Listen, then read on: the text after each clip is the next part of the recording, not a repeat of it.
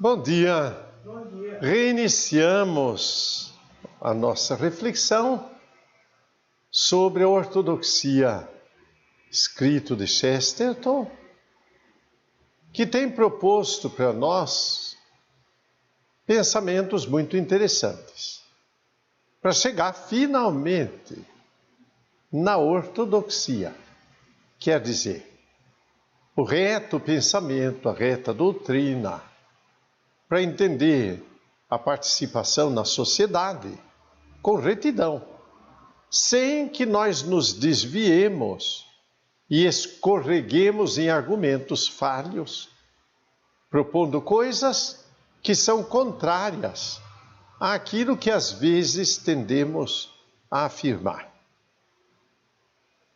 Por exemplo, ele vai dizer, a partir aí da página 177, nesta edição de Ortodoxia, em outras edições tem que procurar a eterna revolução.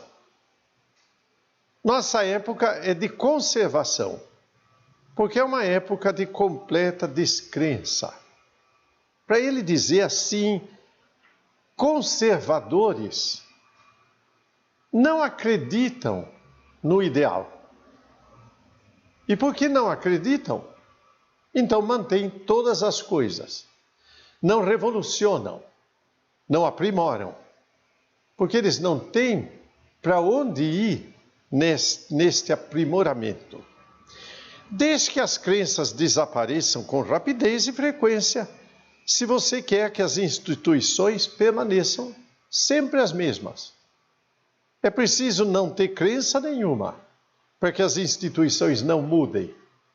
Mas se cremos, as instituições mudam. Porque vão se adaptando na vida. Podemos dizer de modo geral que o pensamento livre é a melhor de todas as salvaguardas contra a liberdade, que é um pensamento lúcido e surpreendente.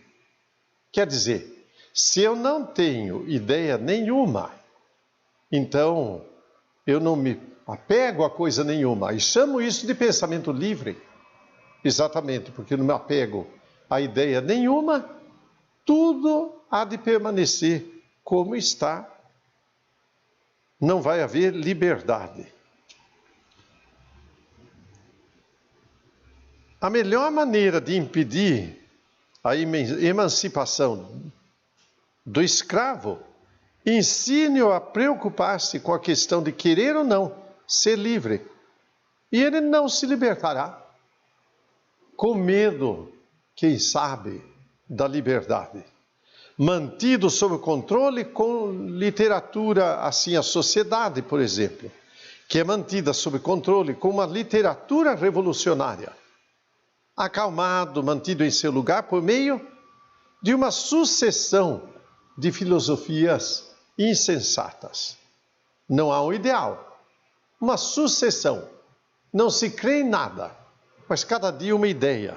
A única coisa que permanece depois dessas filosofias é a fábrica, quer dizer, as instituições. Enquanto a visão do céu estiver sempre mudando, a visão da terra há de ser sempre a mesma. Regras severas não somente são necessárias para governar, também são necessárias até para rebelar-se. Quer dizer, para que haja uma revolução, uma mudança, tem que ter definição, regras bem definidas. Aí pode haver. Quando tudo é indefinido, vai haver revolução contra o quê? Ou a favor do quê? Vegetarianos idealistas dizem que é chegado o tempo de não comermos mais carne. Por implicação, eles dão a entender que houve um tempo que era certo comer carne. E também sugerem que talvez algum dia poderá ser errado até consumir leite ou ovos, porque estamos numa evolução. porém que não tem sentido nenhum. De fato, se pensarmos bem, dizer que chegou o tempo de não comer mais carne, é afirmar que houve um tempo que se podia. Então haverá um tempo pior do que esse. Se um animal sofre injustiça, deveríamos ser capazes de correr em seu socorro. Mas como podemos correr se estamos à frente do nosso tempo? O animal sofre para que nós tenhamos alimento na mesa. Poderíamos correr para auxiliar o animal, mas nós descobrimos as coisas, estamos à frente do nosso tempo. Vamos socorrer quem sofre hoje, mas nós estamos à frente do nosso tempo e não notamos. O que é, afinal, a moralidade corrente? A não ser, no seu sentido literal, a moralidade que está sempre correndo em fuga. Quando a moralidade depende de moda.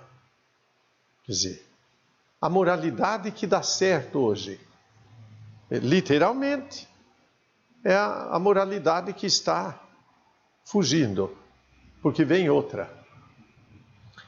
A guilhotina tem muitos pecados, mas fazendo justiça, nela não há nada de evolucionário. O argumento proferido contra a sua melhor resposta no machado, preferido contra a melhor resposta no machado, o evolucionista diz onde você traça a linha do limite, pergunta. E o revolucionista responde, eu traço exatamente aqui, entre a cabeça e o corpo, onde o machado deve passar. Certo?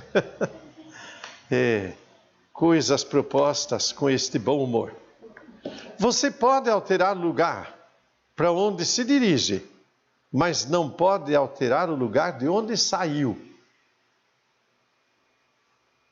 Pense, altere a disposição. Mas uma coisa é certa, você não altera aquilo que já viveu. E sem você ter, certamente, a firmeza daquilo que você já viveu, como pode modificar, evoluir, revolucionar, etc. A revolução é uma restauração. Para o ortodoxo, sempre pode haver revolução, porque é restauração. Ele sabe de onde saiu. Então, ele tem também segurança para onde vai. E não pode parar. Sempre é uma questão de restauração. A doutrina pura do progresso é a melhor de todas as razões para não ser progressista. Eu quero que a vida seja boa, diz o pai de família. Eu quero que a família possa progredir do mesmo jeito que eu progredi. E aí está o argumento para não progredir mais. Tudo vai ter que continuar, conforme a cabeça desse pai de família, que não consegue ver o tempo presente.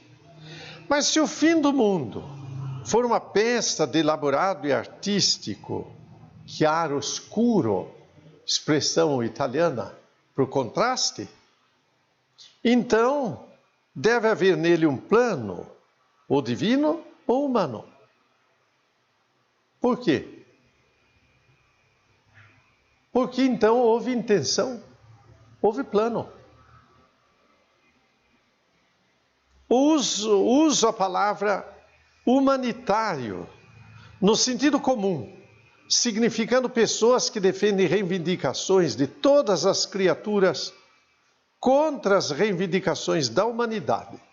Eles sugerem que através dos tempos ficamos cada vez mais humanos, isto é, que um depois do outro. Grupos, segmentos, escravos, etc. Seja lá o que for, foram gradativamente sendo contemplados pela misericórdia ou pela justiça.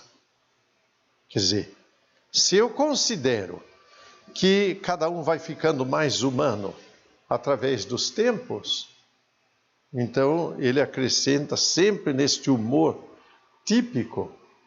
Quer dizer, então até as vacas, certo? Porque vai passando o tempo, a evolução tem que propor alguma coisa, não é? De fato, ele vai dizer, antropofagia é com certeza uma coisa decadente, não é uma coisa primitiva. É muito mais provável que o homem moderno coma carne humana por afetação, do que o primitivo tenha comido por ignorância, por desumanidade, afetação. Então não é sinal de evolução, mas sinal de decadência. Estou aqui apenas seguindo linhas gerais de uma argumentação que consiste em defender que o homem tornou-se progressivamente mais clemente. Acho errado sentar-me em cima de um homem.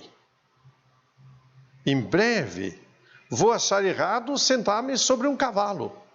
E no fim, suponho que vou achar errado até sentar-me numa cadeira.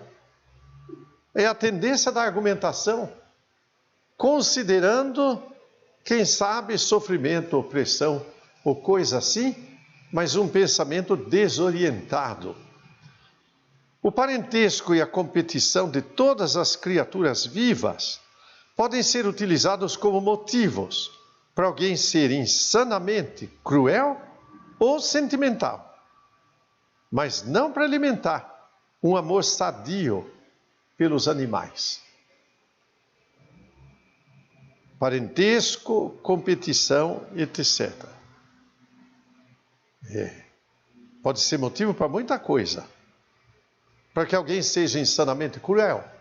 Ora, se a fera, vamos dizer, mata outro para se alimentar, então eu poderia pensar que eu também poderia tirar a vida de outra pessoa para viver melhor. E isto é absurdo. Eu uso um argumento da natureza absolutamente desviado do raciocínio para considerar o ser humano. Se você quer tratar um tigre racionalmente, precisa retroceder ao jardim do Éden, pois o obstinado lembrete continuava a repetir-se. Apenas o sobrenatural pode assumir uma visão sadia da natureza. Se você considerar a natureza como mãe, vai acabar descobrindo que ela é madrasta. O ponto principal do cristianismo era este, que a natureza não é nossa mãe, ela é nossa irmã. Nós podemos admirá-la, mas não imitá-la. Esse é o pensamento de São Francisco de Assis. Irmão Sol, irmã Lua, irmã Água, irmã Natureza, mas não mãe. E não seria para a gente, no meio deste pensamento,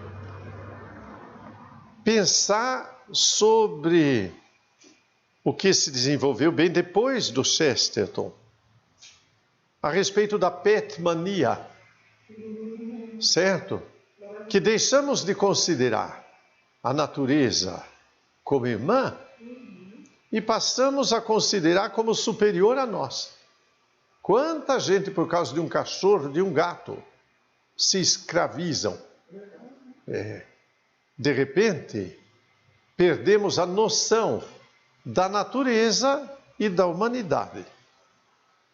E realmente pensamento assim é como uma chave que se encaixa bem na porta.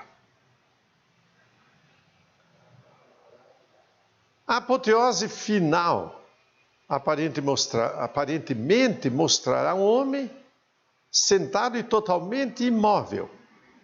Se pensarmos numa evolução que vai facilitando o ser humano, para o ser humano a vida, no fim, ele vai acabar imóvel. Para uma consumação tão cruel como essa, poderíamos talvez inconscientemente caminhar, mas realmente queremos um tipo de consumação assim, cruel? Evoluir.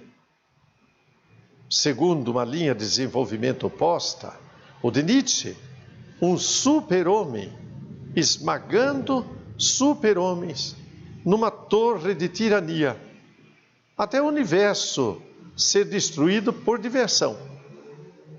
Não está perfeitamente claro que aquilo que realmente esperamos é um gerenciamento particular, uma proposição destas duas coisas, uma certa dose de restrição e respeito, uma certa dose de energia e de mistério, que é próprio da ortodoxia cristã. O ser humano que vai sempre ter um equilíbrio entre exageros de qualquer tipo. No conto de fadas, o príncipe tem um espanto que quase chega a ser medo. Se ele temer o gigante, será o seu fim. Mas também, se ele não se sentir atônito diante do gigante, será o fim do conto de fadas. A questão toda depende dele ser, ao mesmo tempo, suficientemente humilde para espantar-se e orgulhoso para desafiar. Esse é o equilíbrio da ortodoxia. A perfeita felicidade dos homens será equilíbrio exato e muito perigoso. Sempre. Apenas ressalto que se essa felicidade composta está fixada para nós, deve ter sido fixada por alguma mente. Pois apenas uma mente pode dosar as proporções exatas de uma felicidade. Porém, se a beatificação do mundo não for obra da natureza, mas sim obra de arte, então supõe um artista. Sempre ele dizendo, afinal de contas, eu descobri nestes pensamentos que não é possível não crer. Veja que ele não está propondo uma apologia a uma religião, mas ele está propondo que se eu penso, eu creio. Eu não posso fugir disto.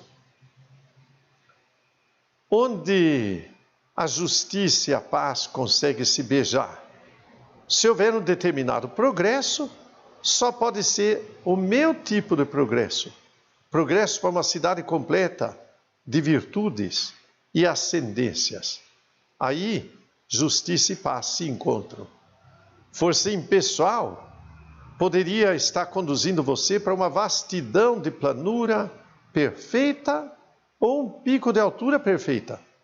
Mas apenas um Deus pessoal pode estar conduzindo você para uma cidade com ruas, proporções arquitetônicas exatas, uma cidade em que cada um pode contribuir na medida exata com a sua própria cor, para o manto multicolorido de José.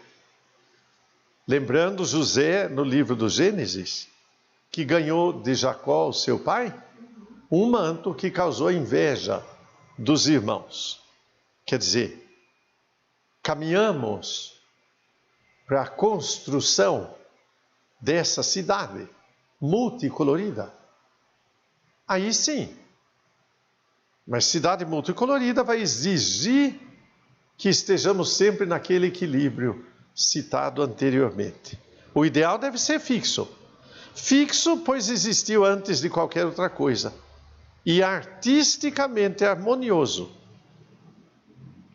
O meu é literalmente um quadro, diz a igreja, pois eu sei quem pintou. E outra questão,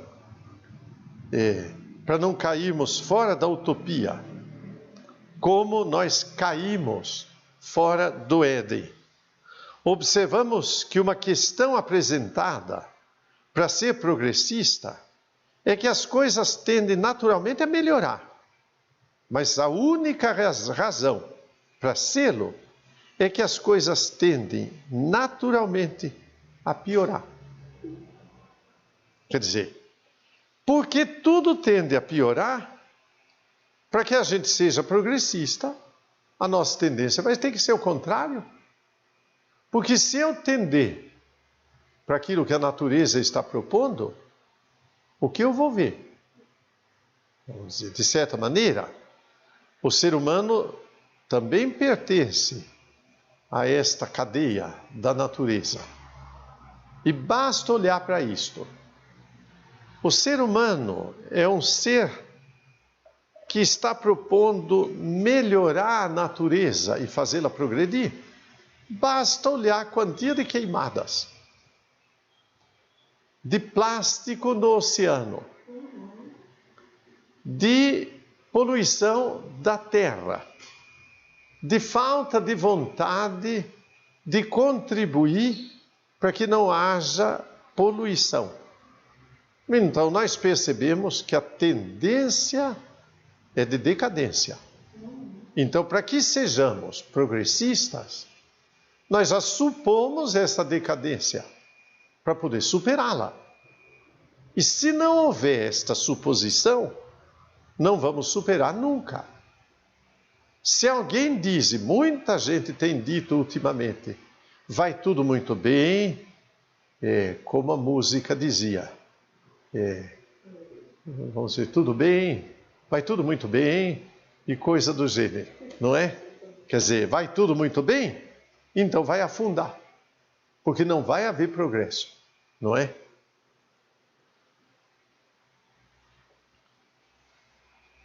Em resumo, se você quer o velho poste branco, precisa ter um novo poste branco. Quer dizer, vai ter que pintar. Porque com o tempo ele deixa de ser branco, não é?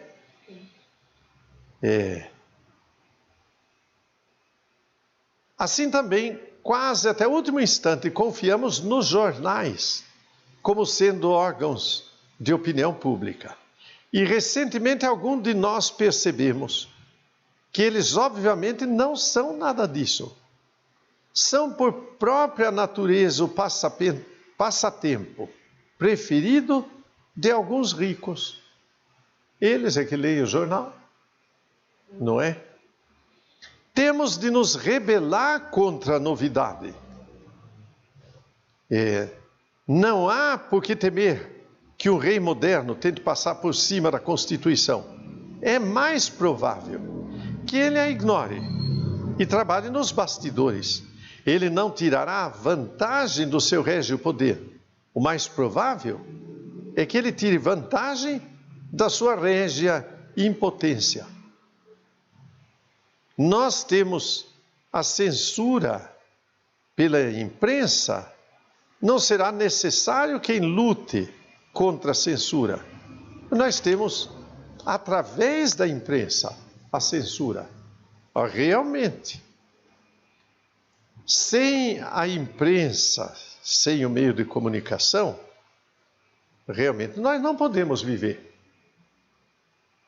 Mas se há censura, ela vem pelo meio de comunicação, que impõe padrões e censura as atitudes, não é?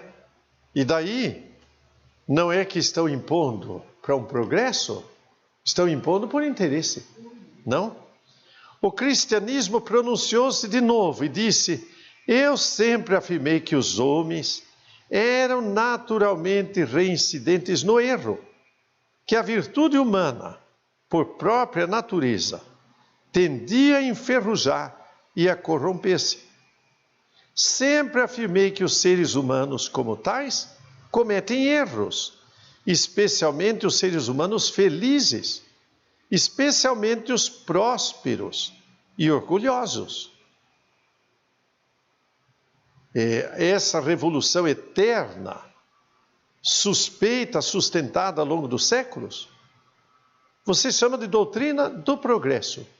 Se você fosse um filósofo, você a chamaria como eu, doutrina do pecado original. Essa é a doutrina da fé.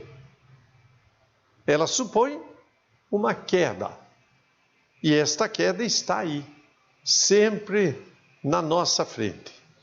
Aí que certos filósofos, vamos dizer assim, esquecendo-se dessa verdade, chegaram a propor, por exemplo, que o ser humano nasce bom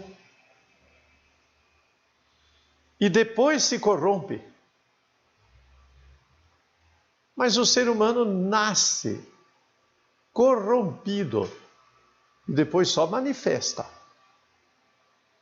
Se damos aos pobres condições mais sadias, assim o cientista diz, o vício e a injustiça desaparecerão, se não houvesse corrupção. Era como observar alguém serrando vigorosamente o galho de uma árvore no qual está sentado. Quer dizer, o que vai haver? Queda. O fato de uma pessoa ter recursos quer dizer que ela vai ser boa? Humanamente melhor? Ah, não.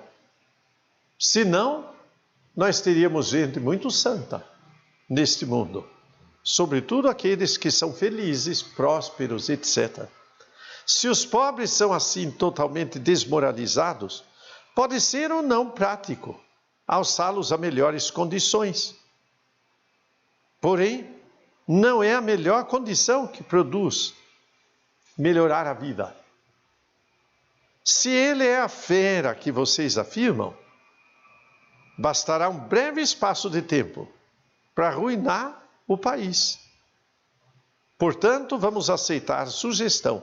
Não vamos dar a ele a menor oportunidade, assim pensam aqueles que, querendo dominar sobre o outro, aproveitam da situação que olham, esquecendo-se de si próprios, claro.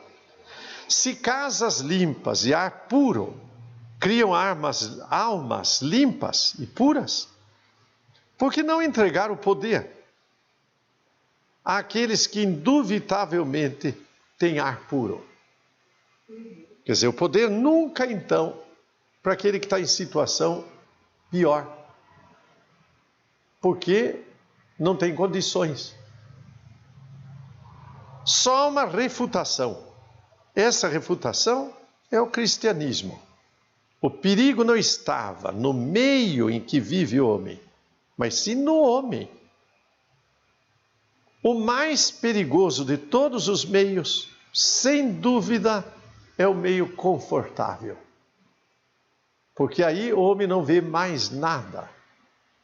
Dê conforto e facilidade para alguém que cresce, infância, juventude, etc., e vai acabar sendo um ser humano inútil. Todo mundo moderno está absolutamente baseado no pressuposto, não de que os ricos são necessários, mas que eles são dignos de confiança, o que é o absurdo. O fato é naturalmente que o rico é subornado. Ele já foi subornado, por isso ele é rico. Há uma coisa que Cristo e todos os santos disseram: ser rico é correr um risco peculiar de desastre moral. Quão dificilmente um rico entra no reino dos céus. Mas é com certeza totalmente anticristão confiar nos ricos. É anticristão confiar no ser humano. Independente de tudo, mas pior ainda, naquele que vive confortavelmente. Um cristão pode coerentemente dizer: eu respeito a posição social daquele homem, embora ele aceite subornos, mas não vai poder dizer nunca. Um homem daquela posição social não aceitaria subornos. Pois se ele está naquela posição social, já aceitou. Devo estar preparado especialmente para minha queda. Aí nós recordamos de onde Chesterton tirou este pensamento. Todo mundo é subornável, ele diz. Quem está de pé, cuide para não cair. Expressão do apóstolo Paulo. E continua. O verdadeiro motivo pelo qual o cristianismo e a democracia são uma coisa só é muito mais profundo. A única ideia especial, peculiarmente anticristã, é de Carlyle, que deveria governar quem sente que pode fazê-lo. Cristão pode ser qualquer coisa, isto é, pagão. Se a nossa fé fizer algum comentário sobre o governo, o comentário deve ser o seguinte: que deveria governar quem não achasse que pode fazê-lo. O herói de Carlyle pode dizer: eu serei rei, mas um cristão vai acabar dizendo: não quero ser bispo. Expressão antiga, nolo episcopari, quer dizer, não tenho dignidade para isto, que é um pensamento sensato.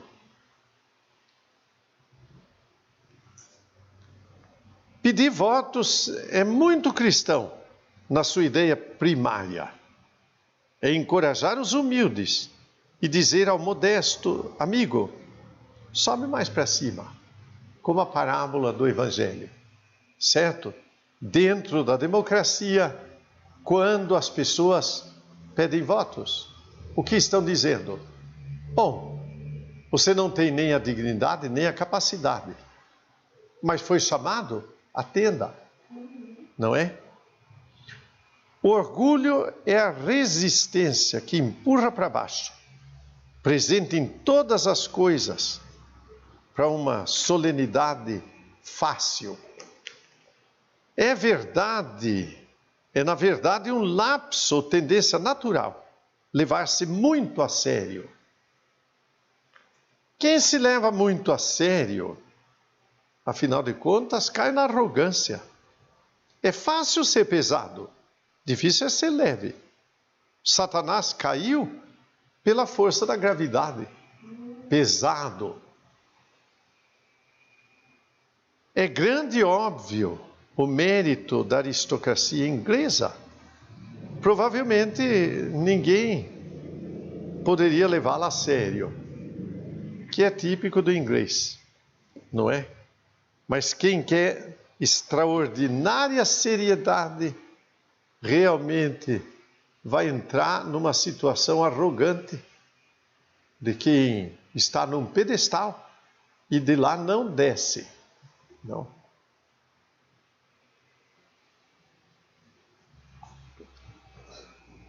Na concepção moderna da sociedade, há algumas aspirações que são realizáveis e desejos que não são desejáveis. Que todos os homens deveriam viver em casas igualmente belas é um sonho que pode ser realizado ou não. Eu jamais poderia conceber ou tolerar nenhuma utopia que não me deixasse a liberdade que mais prezo, que é aquela de me obrigar. É livre quem se obriga. Por quê? Porque se eu não me obrigo a nada, eu já perdi a liberdade e até o sentido da vida, por excesso de conforto. Não. Os homens até podem desejar viver em casas belas, mas os homens não podem desejar não ter a liberdade de se obrigar. Então eu vivo como que acuado pela minha vontade. Bom, de fato, o cristão não pode não viver senão acuado pela vontade, para poder melhorar. Se tirar esta minha liberdade, eu deixo de ser cristão. Se eu aposto, eu devo ser obrigado a pagar. Ou então não existe poesia na aposta. Quer dizer, se não houver alguma coisa que determine, como é que vai haver sentido naquilo que eu escolho? Não haveria. Até mesmo para os propósitos do romance mais maluco, os resultados precisam ser reais. Senão, o romance perde até o seu sentido. Mas novamente eu tenho a impressão de estar ouvindo como uma espécie de eco, uma resposta de além do mundo. Você terá obrigações reais e, portanto, aventuras reais, quando chegar a minha utopia. Mas a obrigação mais difícil e a aventura mais extraordinária consiste em chegar lá. E agora passamos para o romance da ortodoxia. Existe o costume de nos queixarmos da correria e do trabalho árduo da nossa época. Mas, na verdade, a marca principal da nossa época é uma profunda preguiça ou fadiga. Se as pessoas simplesmente andassem a pé, o mundo seria mais silencioso. Mas todo mundo tem preguiça de andar a pé. Então o mundo se torna barulhento, se torna cheio de correria, de pressa e de urgências. Sabemos que trens carregam milhares de pessoas que se sentem cansadas e indolentes para caminhar e pensar por conta própria. Todo mundo deveria se expressar com palavras curtas, ele diz. As palavras compridas, palavras difíceis. Difíceis são as curtas. Há muito mais sutileza metafísica nessa expressão, dane-se, não é? Do que numa palavra bem maior, degeneração, certo? O mesmo homem odeia os progressistas de longe, de Londres, e no entanto se identifica com os progressistas da África do Sul. A mesma palavra, progressista. Mas em Londres é uma coisa, na África do Sul é outra. Liberal na religião é uma pessoa generosa. A liberalidade de Deus. Mas liberal na política é outra coisa. Ser livre pensador na Europa moderna não se refere a pensar com liberdade, mas significa rejeitar, vamos dizer, tudo aquilo que não tenha origem material. E aí os pensamentos da espiritualidade de tudo isto. Quase todas as propostas contemporâneas de trazer liberdade para a igreja são simplesmente propostas de trazer a tirania para o mundo. As coisas, na sua maioria, são aliadas da opressão. Esta é a tendência. Existe apenas uma coisa que nunca pode ultrapassar determinado ponto da aliança com a opressão. É a ortodoxia. Descobrimos que exatamente a doutrina que é vista como mais ultrapassada é a única salvaguarda de novas democracias na face da terra.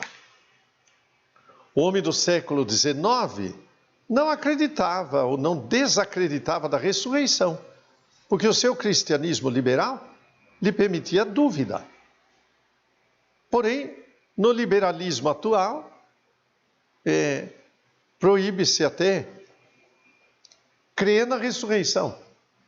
Então, ele não tem mais nem a chance da dúvida.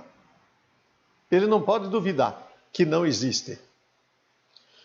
Um feriado, assim como o liberalismo,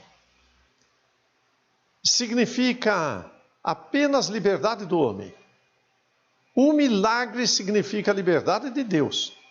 E a Igreja Católica acreditava que o homem e Deus tinham ambos uma espécie de liberdade espiritual. O calvinismo tirou a liberdade do homem e o materialismo científico amarra o próprio Criador. Como no Apocalipse acorrentou o diabo. Não deixa nada livre no universo. Mas se um homem consegue acreditar em milagres, certamente é muito mais liberal. Porque milagres significam, primeiro, a liberdade da alma. Segundo, o controle da alma sobre a tirania das circunstâncias. Se é desejável que o homem triunfe sobre a crueldade da natureza ou do costume, então os milagres são desejáveis, porque vai precisar um milagre, não? Quase todas as religiões da Terra funcionam com os mesmos métodos externos, só diferem no que ensinam. Realmente, externamente, as religiões, no método, se parecem. Orações, cultos, igrejas, altares, centros, manifestações públicas, etc. Porém, na doutrina é muito diferente. Então ele vai citar, por exemplo, a crise de pensar a respeito do budismo. E diz: a arte manifesta bem qual é a diferença. Os santos cristãos, com os olhos arregalados, bem abertos. Os santos budistas, quase fechados. Por quê? Porque o budista olha para dentro e procura lá dentro a sua resposta. Mas o cristão sabe que a resposta não está dentro, está fora, no outro. O outro é Deus. O budista percorre um caminho de busca da natureza. A fé cristã propõe uma busca em Deus. E assim encerramos hoje a nossa reflexão.